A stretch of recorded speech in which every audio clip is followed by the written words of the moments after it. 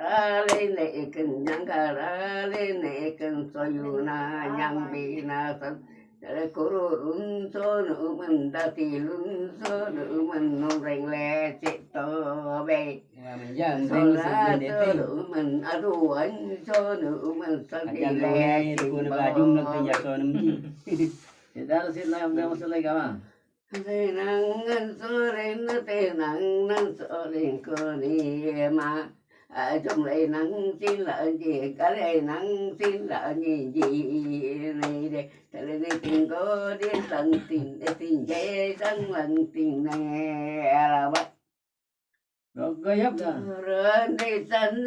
giờ rồi đi sân là tiền mà cú đi tổ về cú đi sân đi tổ bờ này đồ là vào đi có bạn đi gì cần mua ra man đi gì cần nu rèn lè trên tờ số là đi đã yên gì sân là đi đã yên gì sa đi lè trên